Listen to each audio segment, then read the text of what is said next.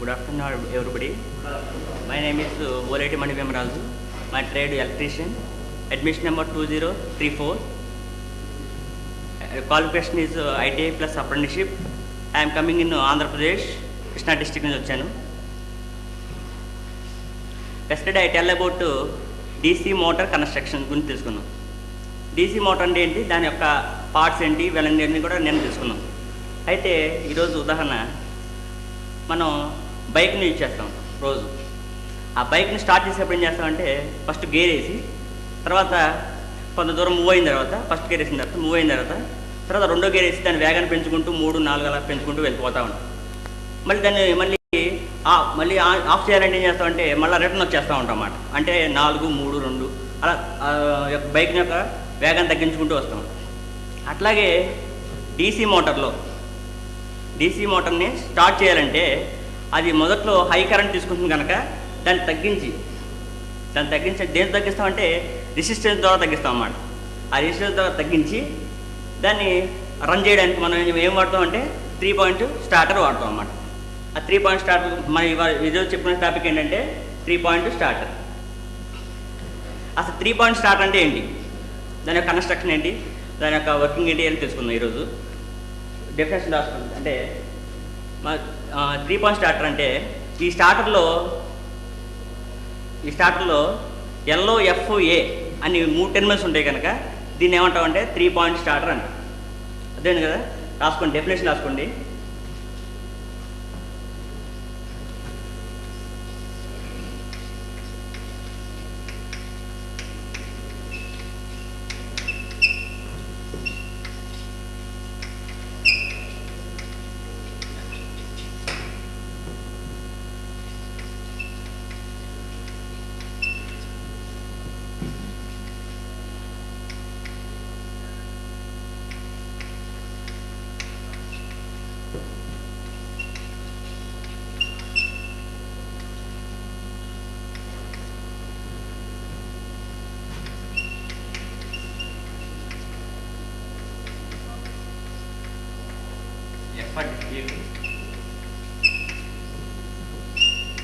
ఏ అంటే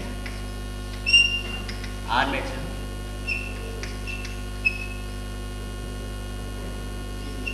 అనే 3 టెర్మినల్స్ ఉంటాయి కనుక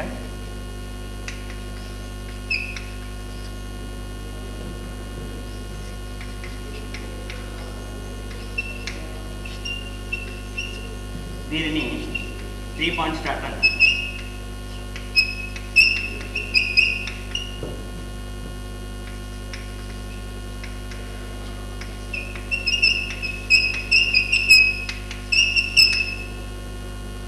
ఈ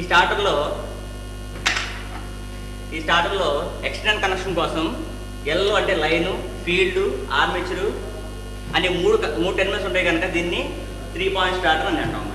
దేనికోసం ఇది ఏం కనెక్షన్ ఉంటాయంటే ఎక్స్టర్నల్ కనెక్షన్ కోసం.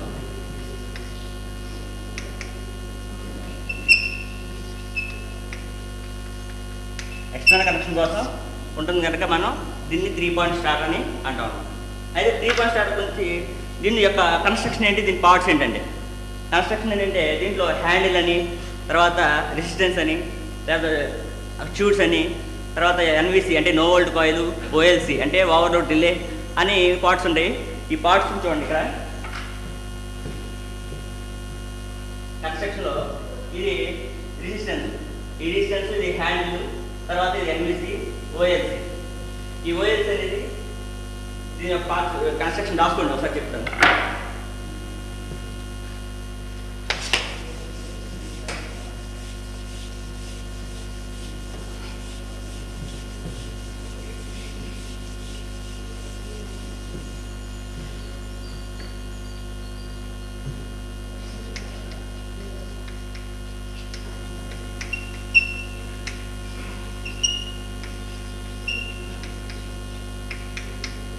ఫస్ట్ మనకి హ్యాండిల్, అది రెండోది రెసిస్టెన్స్, 3 NVC,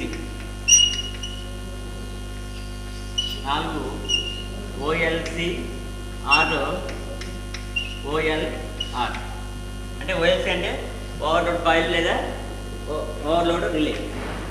అయితే ఫస్ట్ మనం హ్యాండిల్ గురించి తెలుసుకున్నాం.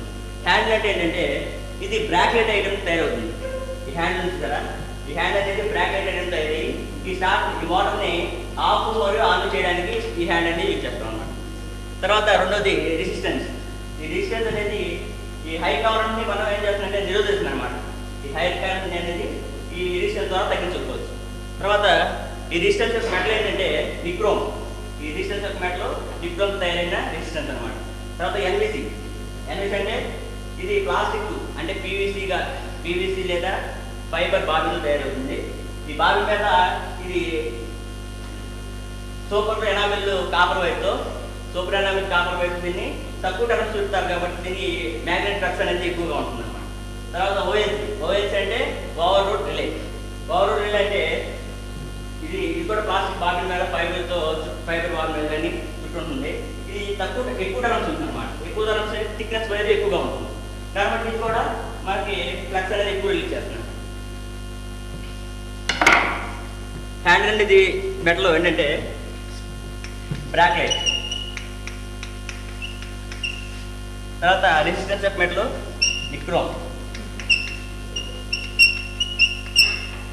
తర్వాత ఎన్విసి.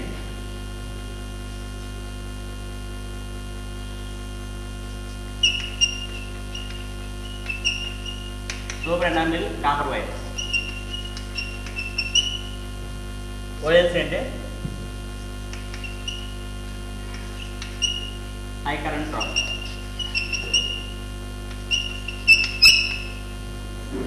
వస్తున్నారు కదా. నెక్స్ట్ దీనికి వర్కింగ్ ఏంటి? దీని యొక్క వర్కింగ్ ఏంటంటే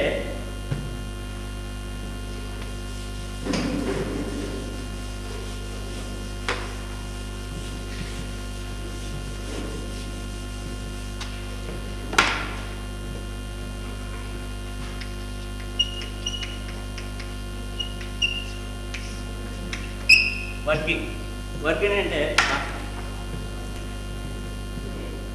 చూడండి, దీంట్లో ఫస్ట్ ఫేస్ అంటే L1 అనేది ఇక్కడ L1 లెక్కిస్తాం. ఇది ఏంటంటే ఆఫ్ పొజిషన్లో ఉంటుంది అన్నమాట ఫస్ట్. తర్వాత ఈ హ్యాండిల్ అనేది ఫస్ట్ 1, 2, 3 అనే దాని మీద ఇట్లా మూవ్ అవుతుంది. ఈ ఆర్మేచర్ అనే దాన్ని ఈ రెసిస్టెన్స్ సిరీస్లో బీచోడు అనమాట.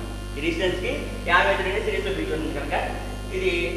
తర్వాత ఎన్విసి అనేది ఈ ఫీల్డ్ సిరీస్లోను తర్వాత రెసిస్టెన్స్కి ఆర్మేచర్లోను కనెక్ట్ చేసి ఉంటుంది. తర్వాత F2 అనేది A2 అనేది ఈ రెండు కూడా కామన్ చేసి నోట్లకి ఇస్తాం అన్నమాట. నోట్లకి ఇచ్చేస్తే ఈ ఫేసు నోట్ల మధ్య ఈ మోటార్ అనేది రన్ అవుతుంది. ఇంక దీని వర్కింగ్ ఎలా చూడండి.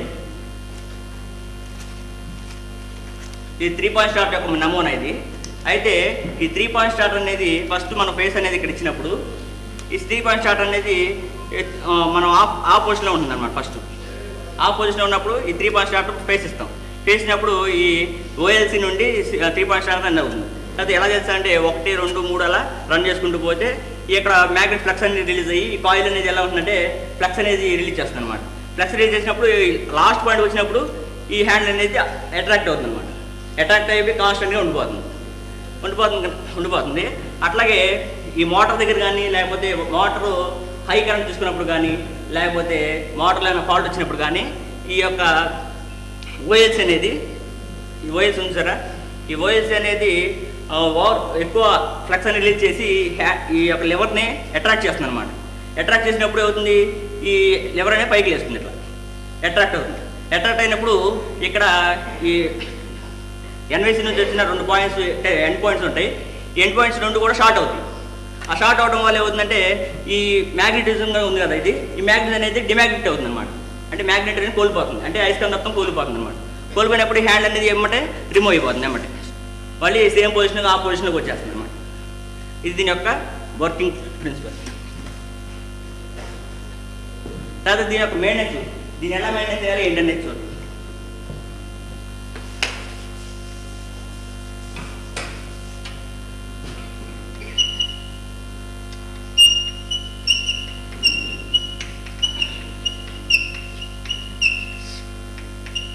మెయింటెనెన్స్. ఈ మెయింటెనెన్స్ ఏంటంటే ఈ స్టార్టర్ ఉంది కదా, ఈ స్టార్టర్ యొక్క హ్యాండ్ ఈ షూట్స్ ఉంటాయి. ఈ షూట్స్ అనేవి డస్ట్ బట్టి కాంటాక్ట్ సరిగ్గా అవ్వకుండా ఉన్నప్పుడు ఏం చేస్తుంటే మనం 0 నెంబర్ పేపర్తో కానీ లేకపోతే స్మూత్ ఫైల్తో కానీ ఏం చేయాలంటే ఈ షూట్స్ని క్లీన్ చేయాలన్నమాట. క్లీన్ చేసినప్పుడు ఈ హ్యాండిల్ యొక్క కాంటాక్ట్ అనేది ఖచ్చితంగా పర్ఫెక్ట్గా జరుగుతుంది. పర్ఫెక్ట్ జరిగినప్పుడు ఏమవుతుందంటే సప్లై అనేది మనకి మోటార్కి సప్లై నీట్గా వెళ్తుంది అనమాట. తర్వాత ఈ హ్యాండిల్ అనేది ఎన్విసి అనేది డిమాగ్నెట్ అయిన తర్వాత ఎమ్మటి ఈ హ్యాండిల్ ఆఫ్ పొజిషన్కి వచ్చారు కాబట్టి ఎప్పుడు కూడా ఈ ఇక్కడ స్ప్రింగ్ ఉంది సరే, ఈ స్పిరల్ స్ప్రింగ్ అన్నమాట. ఈ స్పిరల్ స్ప్రింగ్ అనేది ఎప్పుడు కూడా టైట్గా ఉండేది చూసుకోవాలన్నమాట. టైట్గా లూజ్గా ఉందనుకోండి ఏమవుతుంది, డిమాగ్నెట్ అయినా సరే ఈ హ్యాండ్ అనేది ఆఫ్ పొజిషన్ రాదనమాట. రాకుండా ఉంటుంది కాబట్టి మనం ఈ స్ప్రింగ్ అనే దాన్ని టైట్ చేసుకుంటూ ఉండాలి. అర్థమైంది కదా అందరికి చెప్పింది? అయితే ఎన్విసి అంటే ఏంటి, తర్వాత ఓఎల్సి అంటే ఓవర్లోడ్ రిలే లేదా ఓవర్లోడ్ కాయిల్. అయితే ఒకసారి చూడండి, మళ్ళీ ఒకసారి చెప్తాను కన్స్ట్రక్షన్. ఈ డీసీ మోటార్ రన్ చేయడానికి 3 పాయింట్ స్టార్టర్ను వాడతాం. అంటే 3 పాయింట్ స్టార్టర్ పేరు ఎందుకు వచ్చిందంటే 3 పాయింట్ స్టార్టర్ ఈ స్టార్టర్లో ఎక్స్టర్నల్ కనెక్షన్ కోసం ఎల్ అంటే లైను, ఎఫ్ అంటే ఫీల్డ్, తర్వాత ఏ అంటే ఆర్మేచర్ ఉంటాయి కనుక దీన్ని 3 పాయింట్ స్టార్టర్ అంటాం. తర్వాత దీంట్లో పార్ట్స్ తెలుసుకున్నాం కదా, హ్యాండిల్ ఒకటి, రెసిస్టెన్సు, తర్వాత అన్ని ఎన్విసి ఓఎల్సి అనేది తెలుసుకున్నాం.